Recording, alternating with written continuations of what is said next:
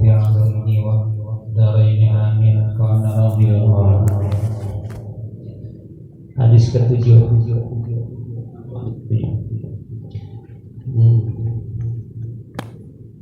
Wa an Abi Ishaq Sa'd bin Abi Waqqas, dari Abi Ishaq, itu kunyahnya Abu Ishaq, nama beliau Sa'ad bin Abi Waqqas. Bin Uhayb bin Abdi Manaf ibn Zuhrah ibn Kilab ibn Murrah ibn Ka'ab ibn Lu'ay al-Qurshi al-Zuhri radhiyallahu anhu, ahadil asyaratil masyhuri lahum bil jannah.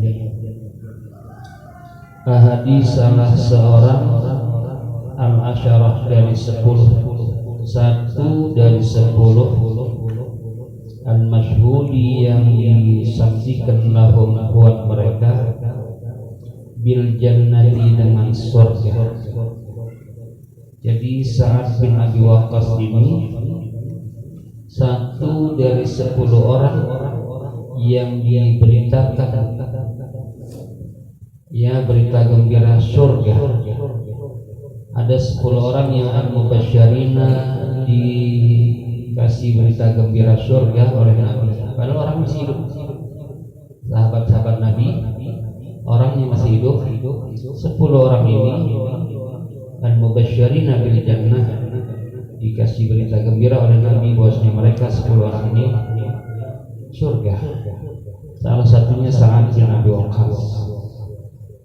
Ahadil asyarah, satu dari 10 al-masyhudi lahum yang disaksikan buat mereka bil jannati dengan surga radhiyallahu anhu.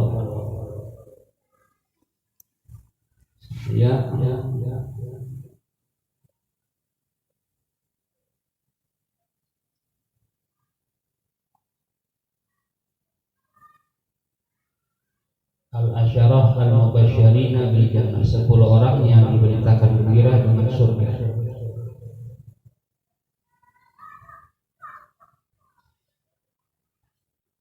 Qala, berkata dia Sa'ad bin Abi Waqqas berkata,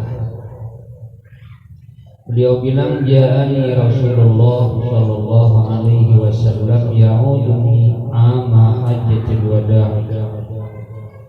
Ja'ani, pernah datang kepadaku, kata Sa'ad bin Abi Waqqas, Rasulullah sallallahu alaihi wasallam, ya'uduni, menjenguk. Ada ya'udu, Rasul menjenguk saya. Ama hajjatul wada', pada tahun haji wada'.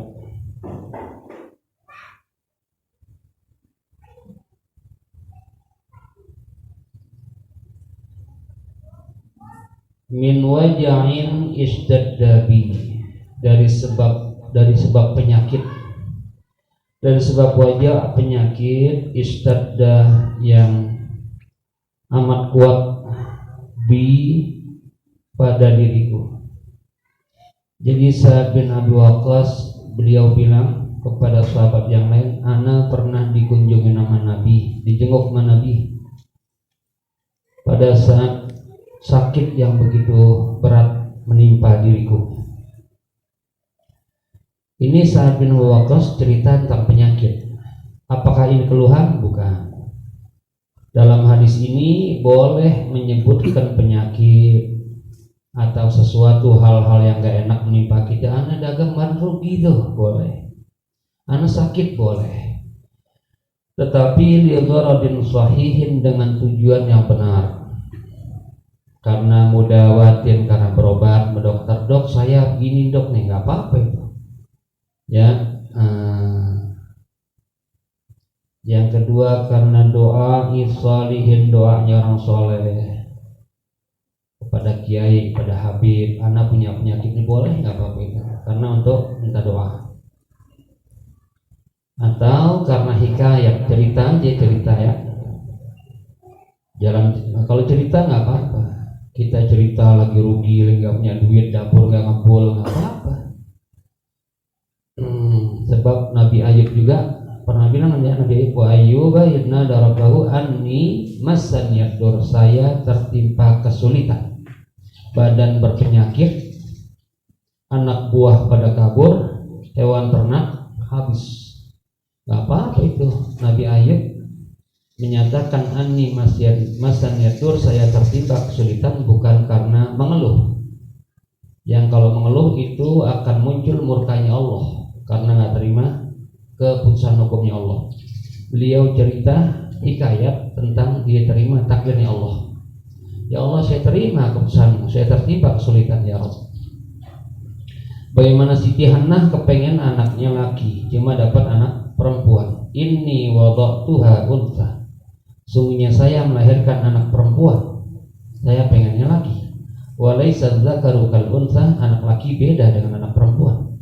Beliau bukan mengeluh, beliau berhikayat cerita tentang keputusannya Allah yang beliau terima. Jadi kita itu cerita silakan, tergantung hati kita. Ini cerita hikayat tentang keputusan Allah yang kita terima, yang memunculkan ridhonya Allah. Apa kita cerita dalam rangka mengeluh, yang menolak takdirnya Allah, yang menyebabkan Allah murka? Tergantung kita ya. Gini gue lagi ngambek aja nih.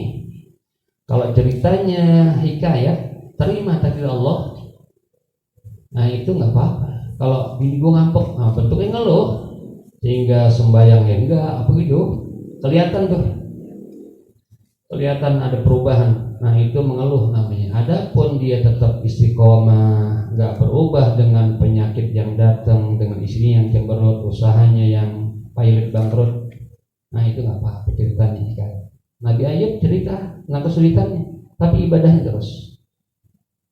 Dia cerita bahwasanya dia terima keputusan takdirnya Allah Subhanahu wa Ta'ala.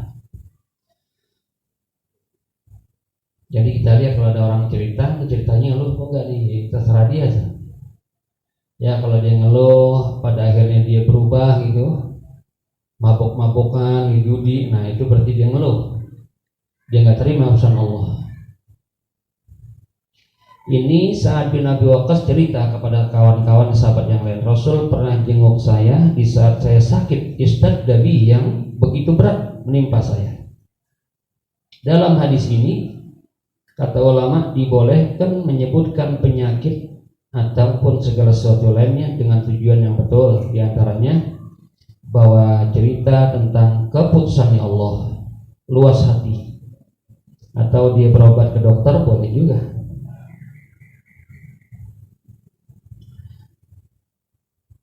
Ya, yang nggak boleh kalau mahmulatun diarahkan ala makana ada wajib tasakhuti. Kalau dia ceritanya itu atas jalan murka nggak terima keputusan Allah. Apaan sih bini gue dikasih duit bisa ngambek aja. Nah itu kalau dia menampakkan tidak terima takdirnya Allah, itu yang nggak boleh. Terserah Tuhan ya, Tuhan mau bikin gimana kek, mau dibikin sehat, dibikin sakit, dipuji orang, dihina orang, untung rugi, bini patuh, bini ngelawan, terserah Tuhan. Kita terima aja.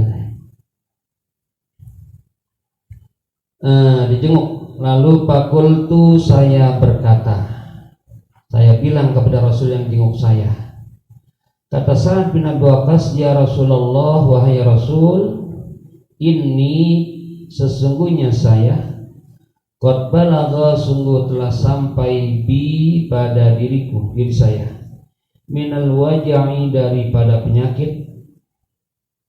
Apa yang sampai? Matara, majapahil ini balagha ya, balagha sampai matara, apa yang kau lihat? Ini kau lihat begini ya Rasul, badan udah lemah, jalan udah gak kuat. Wa ana dzumalin, dan saya dzumalin, saya punya harta banyak. Ana dzumalin, saya penyakit begitu berat dan saya punya harta banyak. Dalam hadis ini boleh punya harta banyak. Dalam hadis ini dikayatkan, diceritakan tentang bolehnya punya harta banyak. Dalilun ala ibahati jam'al mal, dalil atas boleh menghimpunkan harta. Ya, harta harta kumpulin nggak apa-apa, yang penting zuhud nggak ada di hati. Datang nggak girang, mobil datang, beli rumah baru nggak girang, hilang pun nggak sedih. Ya, datang nggak girang, hilang nggak sedih. Datang girang banget, hilang, nampaknya dijual gimana? Likaila ta'saw ala ma fatakum wa la tafrahu bima atakum, agar kamu jangan kecewa terhadap apa yang luput, jangan lupa diri dan gembira terhadap apa yang datang. Datang jabatan, datang harta, girangnya luar biasa. Ketika luput, kecewa, putus asa. Diterima cintanya Melisa, girang luar biasa. Diputusin Melisa, mau bunuh diri. Jangan kata Risa, bunuh diri aja. Wa ana dzumalin, saya punya harta banyak ya Rasul, kata Sa'ad. Wala yarithuni, dan tidaklah mewariskan saya illa bannatun li, kecuali ibnatun, seorang anak perempuan saya. Saya cuma punya anak satu, anak perempuan. Harta banyak. Saya sakit udah, saya meninggal, yang warisin cuma anak perempuan satu ya Rasul. Afa atasaddaqu bi thulusai mali, apakah boleh saya bersedekah bi thulusai mali dengan 2/3 harta saya? Bolehkah saya bersedekah 2/3 harta saya, 1/3 buat anak? Hartanya berapa ya? 3 miliar. Enak kalau 3 miliar ya. 3 juta gak enak di kuping. Yang penting intinya denger aja di kuping enak gitu, walaupun nggak punya.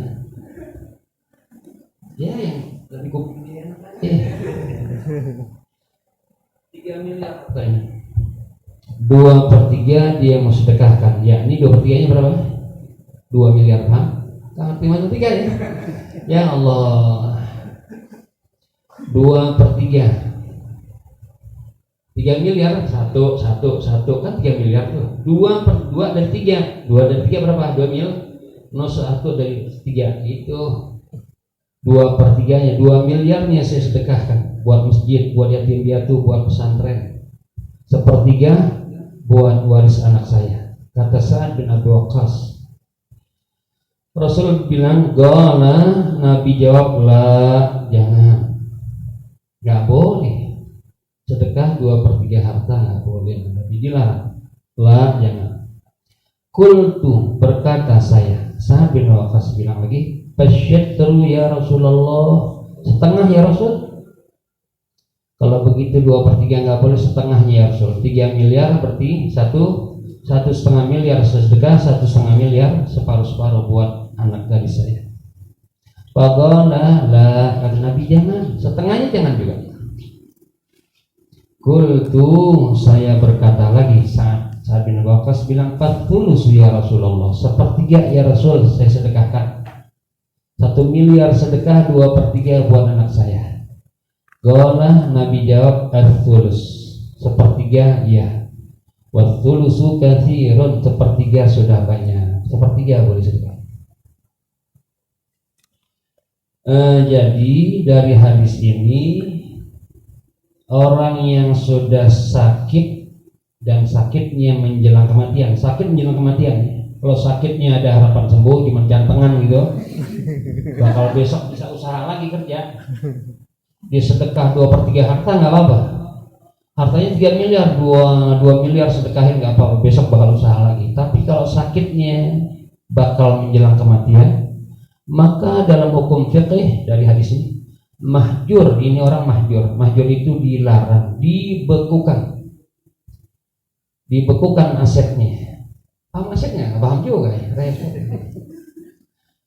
Dalam fikih ada babul mahjur, yang ada bab orang-orang yang dibekukan asetnya, yakni dia nggak boleh mendayagunakan harta. Dia punya tanah nggak boleh dijual, dia punya mobil nggak boleh dijual, dia punya deposito nggak boleh diambil, dibekukan. Dalam fikih itu pertama anak as-sabi, anak kecil, yatim, bapaknya meninggal dunia, hartanya harta warisnya banyak, maka si anak yatim ini hartanya dibekukan oleh agama. agama, bukan lewat kodi hakim yang nahan. Jangan belanja sebab anak kecil nggak ngerti. Dia pegang surat tanah bapaknya dibawa ke ente, kan ente untung. Harga semeter 3 juta ente beli 200.000. Lah ente jago banget nipunya. Nah, ini anak masih kecil nggak tahu untung dan rugi, maka ini anak dibekukan asetnya. Sampai kapan?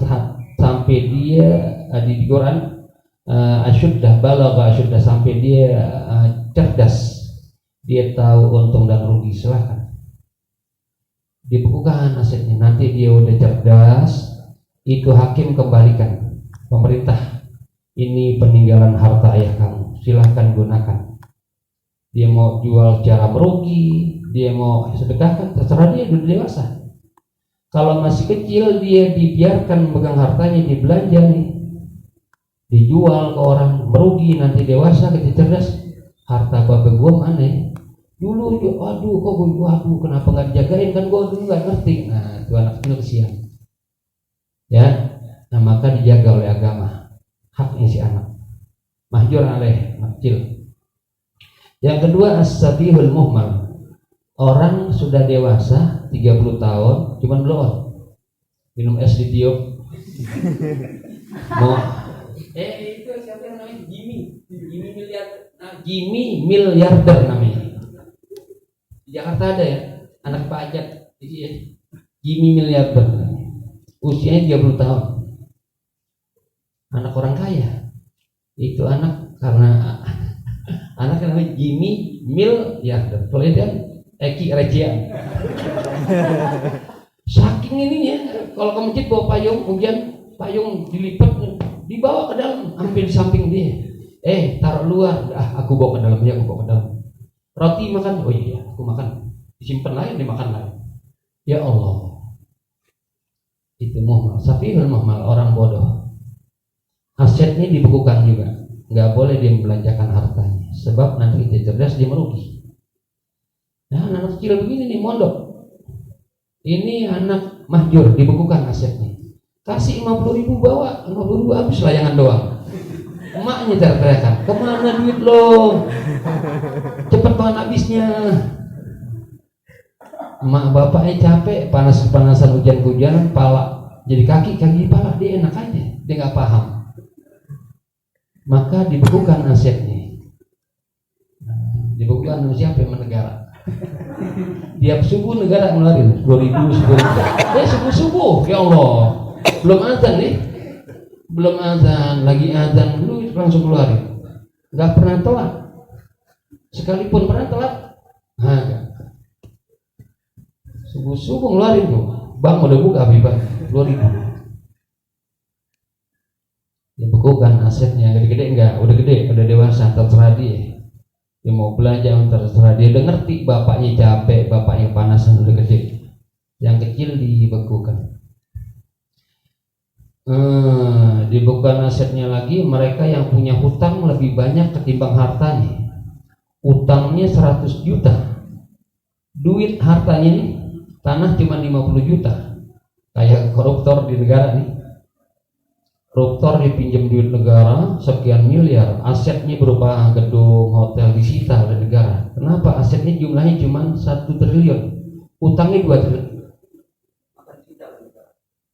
Kalau negara sudah sita, maka si pemilik nggak bisa menjual, transaksi jual beli asetnya. Untuk kepentingan dia itu disita oleh negara agar hutangnya terbayar dan nggak sia-sia. Kalau dibiarkan hutang tetap nggak kebayar, ini habis juga. Itu kepentingannya. Dua dijaga oleh negara. Ada pihak-pihak yang ngadu, Pak Polisi, Pak Hakim, duit saya ada masih pulang, berapa? 1 miliar. Nagih lagi yang lain. Oh dia punya sangkutan banyak, sementara harta cuma di bawah. Hartanya disita oleh negara. Agama tuh bilangnya. Tujuannya 2. Disita lalu negara yang jual, hakim jual.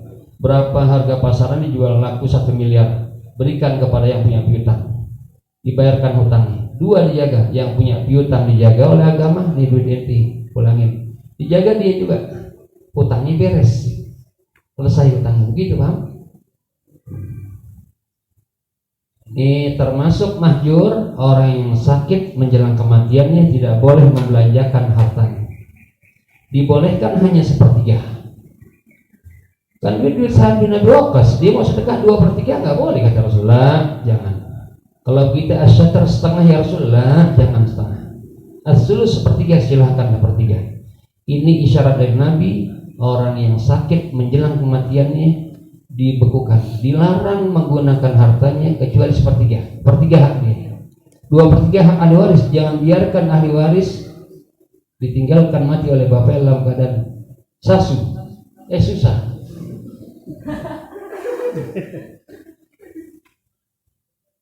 Sepertiga aja. Jadi ini ilmu, kalau kita nanti orang kaya, sepertiga aja. Kasihan tuh anak-anak. Atau kita dapati ada orang, si Fulan sedekah ke ana, buat pondok ana, berapa? Setengah hartanya. Kapan dia sedekahnya? Menjelang kematian. Yang berlaku hanya sepertiga. Ada sedekah ke ana gitu umpamanya, 2 miliar sedekah ke ana buat pondok. Kapan dia sedekah? Menjelang kematian. Habis sedekah, hari berikut mati. Hartanya ternyata ada 3 miliar, sedekahnya di sini 2, yang berlaku hanya 1 miliar. Ana berhak ambil 1 miliar, sepertiga yang berlaku secara agama. Yang 1 miliar pulang, jangan jadi 2 miliar. Tetap yang berlaku hanya 1 miliar, sebab Nabi bilang as-sulus, sepertiga boleh. Karena sepertiga yang diizinkan oleh agama, maka yang berlaku sepertiga. Paham ya? Nah gitu. Ini menpegang aja semua udah. Sepertiga yang berlaku. Itu kalau sakit menjelang. Adapun sakitnya ada harapan sembuh, seluruh hartanya sedekahkan nggak apa-apa. Separuh harta nggak apa-apa juga. Kayak Sayyidina Abu Bakar seluruhnya sedekahkan buat Nabi. Sayyidina Umar separuh. Nggak apa-apa, sebab besok dia sehat, dicari lagi harta. Kalau menjelang kematian nggak boleh. Ya, sepertiga yang dibolehkan. Inti dibekukan juga aset inti ya, nggak boleh belanja inti kalau apa CCM nggak boleh juga ya. Kenapa? Bukan begitu ya. Emang udah dari sononya. Sendiri. Ya Allah, orang masa kini namanya. Orang masa kini. Jamak daripada miskinun, miskinani masa kini. Pemuda masa kini, maksudnya pemuda miskin. Sama taksir. Ya Allah. Jadi gimana nih, mahjur alai gitu ya? Gak boleh kemana-mana deh. Ya udah, mahjur. Nah hukumnya, bercanda boleh, tapi hukumnya kita apa? Jadi wawasan ilmu. Suatu saat kalau Allah kendaki jadi orang kaya, atau suatu saat kita ngalamin ada kejadian, kita hukumnya. 2/3 dilarang Nabi, separuh dilarang, sepertiga boleh. Ini dalam hadis buat orang yang penyakit istaddah, penyakit berat menjelang kematian. Innaka antadzara warasataka aghniya khairun, sesungguhnya kamu hai Sa'ad bin Abi Waqqas, kata Nabi, antadzara, bahwa kamu meninggalkan berarti bakal mati ini, meninggalkan warasataka, akan ahli warismu, anakmu, aghniya, hal keadaan kaya, khairun, itu lebih baik, min antadzarahum, ketimbang kamu tinggalkan mereka alatan dalam keadaan susah. Tinggalin anak-anak dalam keadaan kaya di bagus timbang ninggalin anak. Yatakaffafun nasa, mereka minta kepada manusia. Jangan. Jadi sepertiga silakan sedekahkan, hak ente, tapi 2/3 hak ahli waris. Kesian jangan sampai dia begini. Agama menjaga 2 kepentingan. Yang meninggal silakan 1/3 bawa buat dia ke akhirat, 2/3 anak-anak ini. Ini cerita orang kaya, bukan cerita ente nih. Ya bercanda ya. Ya, terus amat. Yang penting kaya hati kita, ya. Laisal ghina ghinal mal, bukanlah kaya itu kaya harta, punya mobil, punya duit, punya jabatan, tapi kaya hati. Ya, kita ketawa aja terus. Tawa aja udah. Duit banyak ketawa, duit dikit ketawa. Ya, nggak tahu orang gila. Biar Allah nyaksiin nih hamba ini ketawa aja Pak, nih senyum terus. Dalam keadaan susah senyum ya. Jangan, wah, ini hamba apa nih?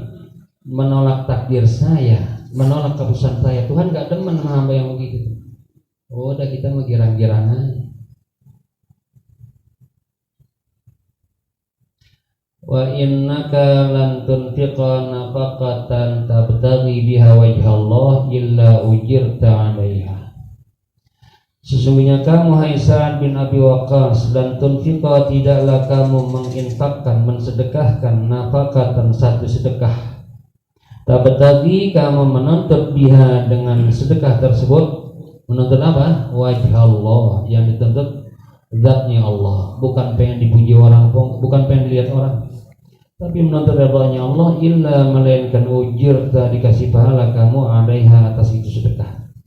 Hatta ma taj'alu fi imra'atik, hatta sampai kan Nabi, sesuatu yang kamu jadikan pada mulut istrimu. Fi ada fi lagi, fi yang kedua mulut, paham?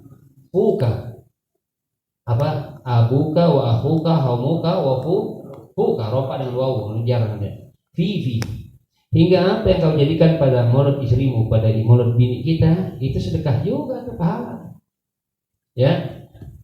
Nikum neng, mau sedekah neng, sedekah roti mulu bang, goreng. Ya Allah, kalau nggak mau gue kasih yang lain nih, jangan bang, jangan. Ya Allah, ya Allah.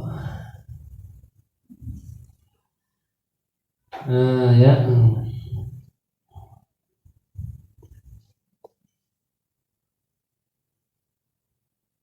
Dalam hadis ini ada anjuran ala silatul arham, untuk silaturahim, wal ihsan ilal aqarib, berbuat baik kepada kerabat. Sepertiga silakan sedekahkan, 2/3 pada kerabat qarib, yang rahim kita anak. Jangan dibiarkan, kasih. Jadi kalau kita dapetin ada surat bapak kita waktu menjelang mati, buat masjid semua, buat pondok.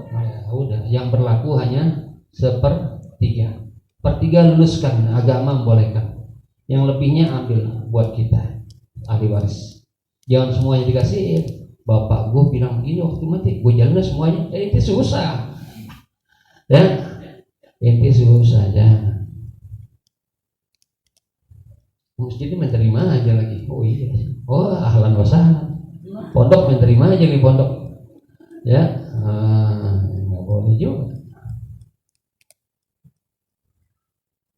1/3. Wallahu a'lam bishawab. Rabbi zidni ilma, la haula wala quwwata illa billah.